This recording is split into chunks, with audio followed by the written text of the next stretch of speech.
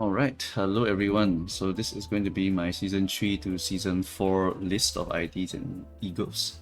So the first section here is going to be the egos and IDs that will be leaving us for now.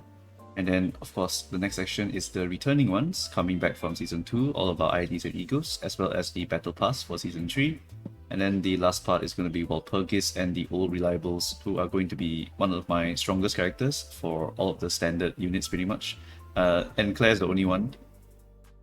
And Claire's the only Season 1 character who is now going to be here forever pretty much, because it's already like long past Season 1 really. So you will always be able to get him. And then Walpurgisnacht is the limited banner that happens every now and then, happens every quarter. So it happens 4 times per year.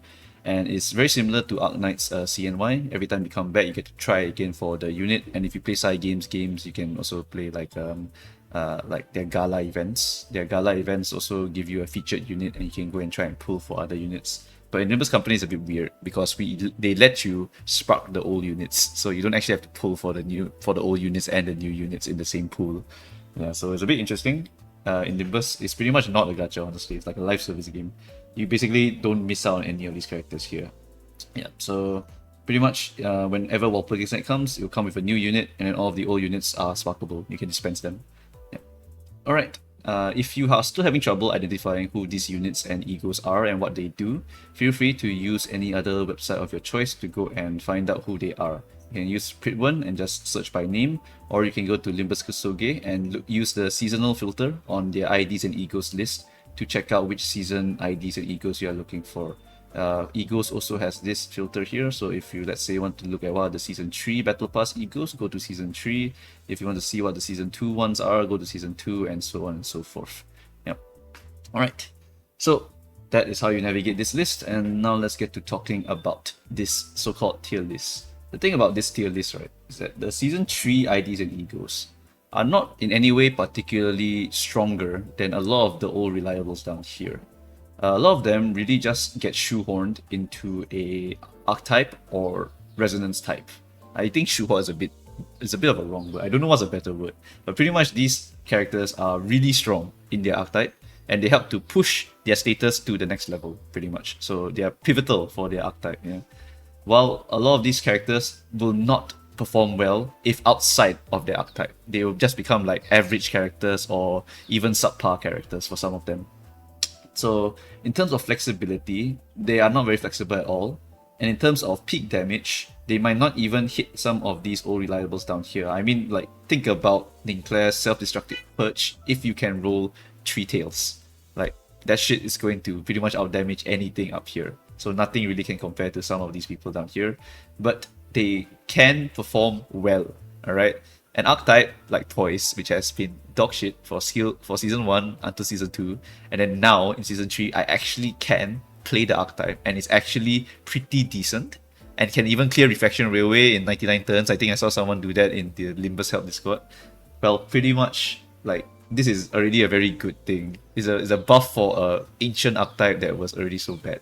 So I wouldn't say that this is a tiering in any way. It's just that in Season 3, right, all of these characters are so pushed into their archetypes that they just cannot be compared in terms of priority or anything like that. None of them are actually like good in terms of their versatility or clashing or anything. It's just that they push their certain status to a certain level. So what I'm going to say is, if you want to go for this archetype or status or resonance, then I will recommend the appropriate units for you, and then you prioritize that over all of the other units. So even though I ordered it like this, you don't have to follow the order. You just follow whatever you want to go and build for. So let's say you want Envy, because maybe you think the next season, Heathcliff is going to introduce a lot of Envy characters. You prioritize middle Ahab and middle brother above all else. And you can even take Pequod if you think they will be essential in the future Envy team, for example. Yep. So that's how it's going to work, and that's how I will explain it. Alright. For new players, pretty much all these archetype characters, none of them will perform as well as some of these characters down here. But if you do have the new player fear of missing out, then of course you prioritize the Season 3 event characters, and also I highly recommend Ahab. So that will only give you 3 options to go and farm for, pretty much. Yeah. Okay, so with that out of the way, if you still want to listen to what I'm going to explain here, feel free to keep watching. Otherwise, you pretty much have all the info you need right here. New players, prioritize these. Uptie 3 is all you really need for a lot of these characters. Uptie 4 is only essential for reindeer. And then if you want any of these characters, highest priority, in my opinion, will be these 3 just for future Pride shenanigans or for future Resonance shenanigans, because Ahab is actually a very flexible character, right?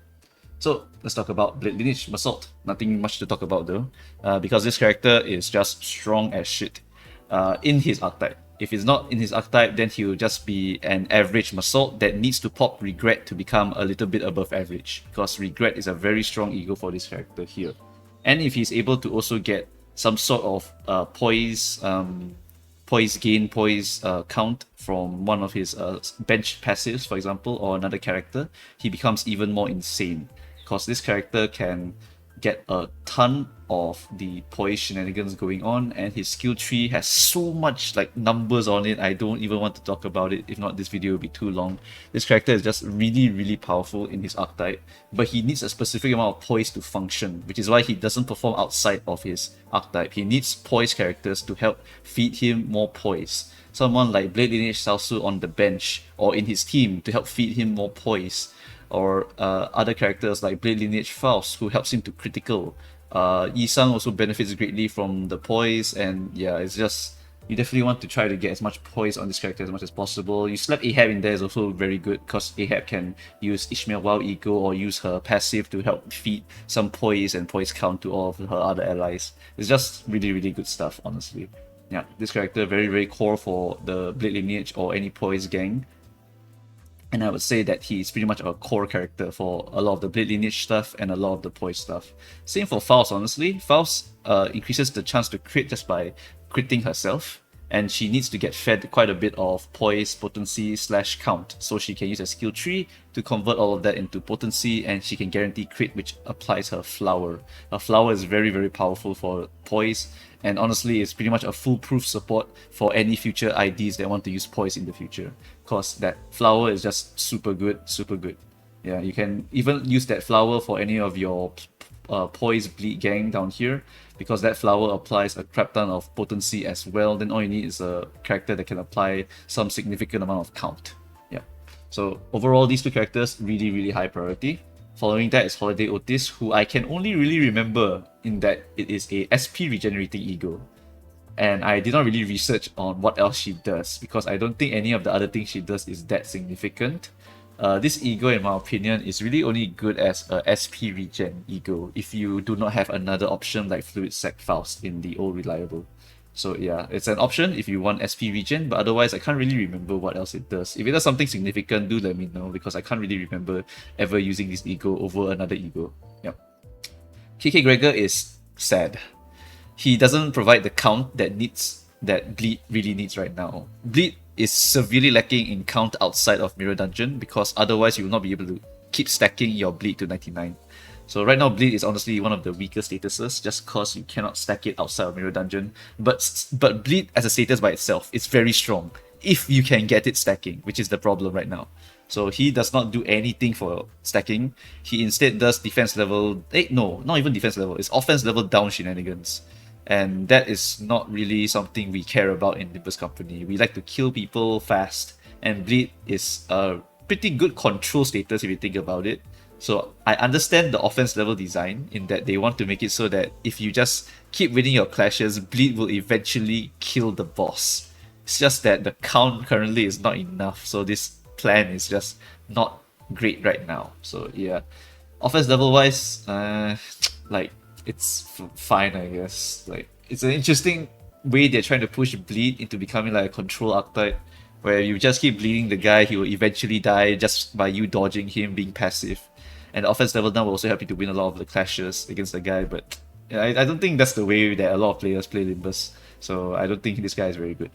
Season 3 standard, definitely Ahab for all the reasons I explained before: resonance, versatility, Poise, Bleed. Picot Harpooner is going to be Envy and going to be a bit of a bleed count and bleed potency applier. Definitely wants Envy in his team comp, so might be a core character in the Envy teams. I really like his design, because Quiquack is actually from the middle, so he has a lot of the Envy synergy stuff going on with his kit, which is, I think, very lore appropriate because former middle, definitely going to be envy related. Yeah, so really, really cool. Peacock first mate, also very strong in a bleed Poise gang because he can get a crap ton of reused coins if you are able to meet the conditions. Very strong character. I'm glad that he's a very strong 2-star because we have a bit of a lack of very strong 2-stars. I think we only have like what, Otis, Lobotomy, Hooklu, KK and then we have Peacock right now. Yeah, so that's like 5-ish. Right. In the middle, like I said, Envy Resonance and a little bit of Bleed. They may get good egos in the next season because I saw we are getting the sheep, the electric sheep ego, which is Envy related in the Mirror Dungeon. That could maybe be a good pairing with the Envy characters. And since it's Heathcliff season, it's very likely that we'll get some Envy characters as well. So we might get some more support for a full Envy team in the future. Poise Gregor is kind of alright. He's limited a bit by his 2 coins on every single skill, but he can get some funny numbers if you can trigger his passive and his skill tree properly, and if you also put your Ryoshu on the bench. LCCB Ryoshu is pretty much bench fodder in that she buffs a lot of bullet characters, so she buffs Pirate Gregor by quite a bit. Yeah, so you can get some funny numbers on this character here, but he is limited by his number of coins. Then Garden of Thorns Gregor, I think I explained it in the video before, costs quite a lot for a bit of sussy value. I feel like it's one of the weaker WoW egos as of now. I do not know what they're trying to cook with this ego, so I cannot really recommend it as it is right now. Maybe in the future it will be a bit better, but do note that it is in the Season 3 standard, which means that you can still get spooked by it in the next season, so you can either pull in the next season for it, or you can spark it now in case you are a bit afraid that you will not be able to get it. Alright, that one's up to you. They're free from the Season 3 event shop characters. I think the only significant one is actually Dawn, because Dawn is a very good support for the Blade lineage. But the Holiday Heathcliff, I actually forgot what it does until I placed it in this tier list. And then I realized that I actually probably never want to use this over Body Sack, so I think this is not really a needed ego at all, tentatively. Yeah, so this ego is just like whatever. I can't even remember what it does right now actually. Holy shit. Anyway, moving on to this, let's talk about the returning egos. First off, Blind Obsession. Definitely go and get this ego. Damn good ego. A damn good ego. You will never feel like it's a waste of resources. You just pop it, SP regen, charge count on yourself, Poise delivered to all of your allies, and SP, yeah, it's just a lot of good shit in one ego. After that, we have Effervescent Corrosion. So this is really good for Tremor. Rodion is interesting. She has 2 egos, right? They are pretty much could be core for future archetypes. As of now, right, she has one that is very core for sinking because it provides 10 potency and 10 count if you corrode it. But she also has this new ego, which if the enemy is very healthy, she can apply 7 tremor count to 4 body parts. 7 tremor count to 4 body parts and 3 tremor potency. So this ego, right, is actually a really strong ego for tremor count application. Then all you would need is tremor potency application, and then your bursters can go crazy. So that means that Effervescent Rodion could be very core in the future of Tremor, because you want to stack your Tremor as much as possible and you don't want to think too much about the count and your bursting. So I think that this is a very viable option in the future for the Tremor gang, especially with Heathcliff introducing me to that new Decay Tremor. Ooh, Tremor is going to cook something, alright? Yeah, this is just a good shit. Alright. Honglu, this ego is here just cause I think it is good to change his element weakness. Because he's naturally weak to Envy, but if you use his ego, he's no longer weak to Envy. And so he can tank some of Ahab's skills a bit better to help K Honglu tank a little bit more. Yeah, so I like this ego for certain situations, but it's not something I will use all the time. And then the next 2 is 9-2. 9-2 is for the Burn gang, and it's also Lust Resonance shenanigans. So in the future, maybe some Lust characters will pop up to really enjoy these. I mean, there's always Grippy and there's always Linclair who would like to use this already, but they will need to be used in a Burn team, which is a bit interesting. So yeah, they are pretty significant for Burn characters and a future Burn archetype, so I think that this is going to be really nice in the future, maybe. Blind Obsession Yoshu. This one I can't even remember what it does, but I don't remember like it being significant in any way from any people I've talked to. Feel free to comment if you remember what the hell this thing does and whether it's significant or not, because I don't remember actually using this ego for anything too much. I only remember using 4th Match Flame or her base ego just to win a clash. That's pretty much all I do, really. Right. Next one is going to be Season 2 Returning IDs. Spice Bush, do I need to say anymore? He has AoE and he has one of the best egos called Sun Shower Isang, and yeah, it's just a crazy combo. Then K-Corp Honglu, Immortal. He can tank an entire Ahab nuke and not die. So you can make him, you can use him in the tanking strat and pretty much just have a really comfy clear on any Ahab fight.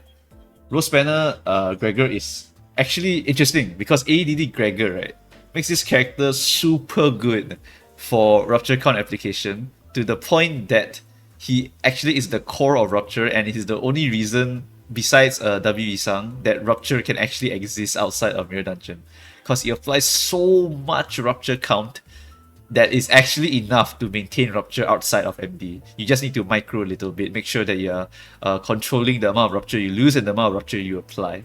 So yeah, really significant, really strong character. Definitely highly recommend nowadays, just because of ADD Gregor combo. Yeah, really, really good shit. After that, we got Mola Boatworks. Ultra flexible character. Can be used for Tremor, used for Sinking, used for Fragility application, and also has overall very good clashing. Just a very, very strong ID for Ishmael. It's just crazy how many good IDs Ishmael has, honestly. It's just super good. Rose Banner Rodion, one of the strongest DPSs for Tremor because her skill 2 is a 4-coiner, reuse coin if you meet the conditions. And she can also do some burst shenanigans with a skill 3, where if you stagger the guy with the skill 3, you can get extra damage output. So yeah, she's really strong and solid and I like her a lot. After that, it's going to be Mola Office Fixer, Tremor character, and Discard as well. Her skill 3 and skill 2 are the only two things you want to be spamming the most of the time. Yeah, it's really, really strong character because you can cycle through all of your skill 1s and you never really have to play a skill 1 until you draw 2 skill 1s, which is just unfortunate.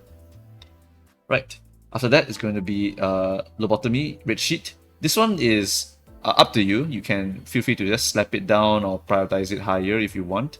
The reason why is because this character is really good for potency for Rupture. The problem with this character is that you need to get a specific combo, which is skill 2, skill 3, to get 5 talismans applied onto a target.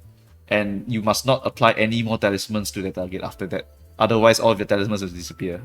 So yeah, you need to be a bit specific with this character, and you need to get a specific combo. So you must re-roll until you get it. Then you will be able to guarantee that your skill 3 will apply the 5 talismans that you really want to apply onto a target.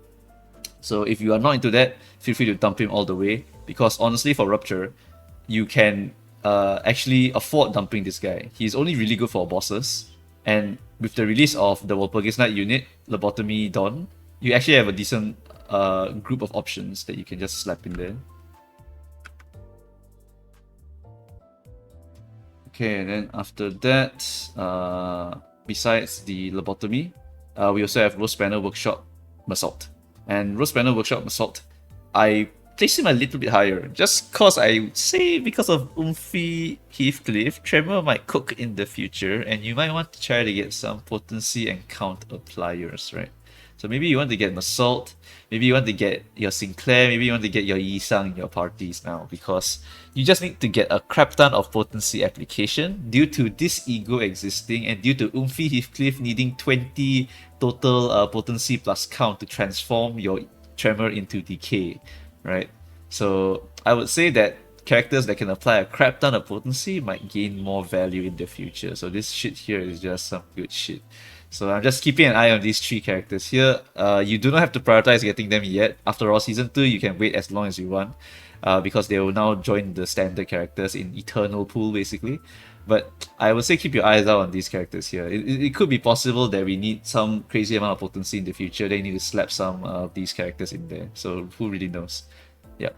Alright, and then after that we have Sloshing. Sloshing is kind of whatever. There's too many other good Ishmael IDs, that's the problem. There's just too many other good ones.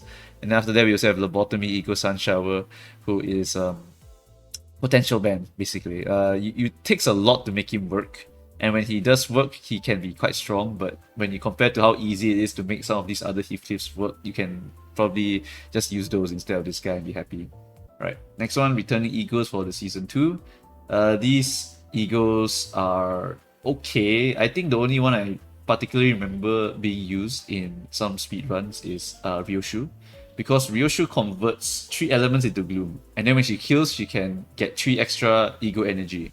So some people actually use that to generate some more of her resource, so that you'll be able to use other egos in the future. So there is some planning in regards to what resources you're converting. So if you are a speedrunner, this is something worth considering, but otherwise not that worth considering. Yeah.